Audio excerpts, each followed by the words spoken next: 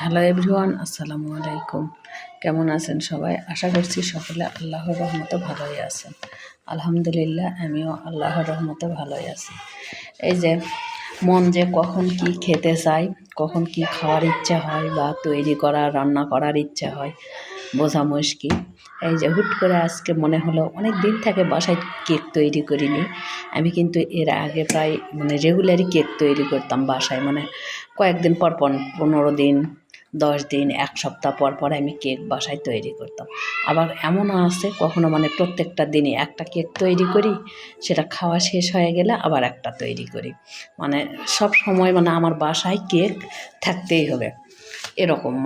Cake খুব পছন্দ করে বাচ্চারা, এই জন্য রেগুলার আমার বাসায় কেক তৈরি করতাম আমি। কিন্তু এই যে বেশ কিছু দিনের জন্য প্রায় রোজারও 1 সপ্তাহ আগের থেকে হয়তো আমি কেক তৈরি করিনি। তাই এই যে রোজা শেষ, ঈদ হয়ে চলে গেল, ঈদও হলো। এখন মনে হচ্ছে একটু কেক বানাই, বাচ্চারাও খেতে চাচ্ছে। ঝালের তো অনেক কিছুই খেলাম, পোলাও, মাংস, সেমাই, অনেক কিছুই তো খাওয়া হলো। এখন একটা কেক বানাও, আমরা একটু কেক খাই। অনেক দিন থেকে তোমার হাতে কেক বানানো খাওয়া হয়নি। বাচ্চারা বাইরের কেকটা খুব কমই খায়, খুব কমই পছন্দ করে। এক কথায় আমি বাসায় তৈরি করি, আর বাসায় আমি যেই কেকটা তৈরি করি একদম সাদা মাটা। এক কথায় বাড়িতে যেসব উপকরণ থাকে সেগুলো দিয়ে, আটা, ময়দা, কখনো সুজি, কখনো তাল, ডিম, এসব দিয়ে আমি সাধারণভাবে একটা কেক তৈরি করি।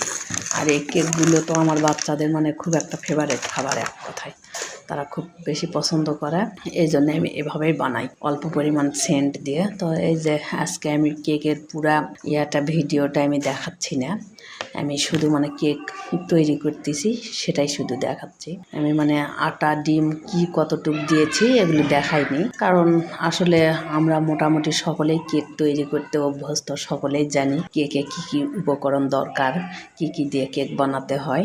এই জন্য আমি আজকে কিছুই দিলাম না। শুধু আজকে কিন্তু আমি সরাসরি রাইস কুকারের যে পাতিলটা, সেখানেই ময়দার যে মিশ্রটা, সেটা আমি সেখানে ঢেলে দেওয়ার পরে রাইস কুকারে দিয়ে ভাত যেরকম রান্না করে ঠিক সেইভাবেই আমি কেকটা তৈরি করলাম।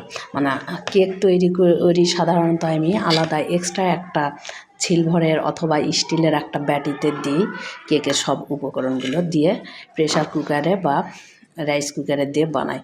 তো আজকে আমি এই যে রাইস কুকারে কেকটা বানালাম। রাইস কুকারের যে পাতিলটা আছে এটাতে আমি কেকের সব উপকরণটা ঢেলে দিয়ে এই যে কেক বানালাম। তো মাশাআল্লাহ, আলহামদুলিল্লাহ, অনেক সুন্দর কেকটা হয়েছে।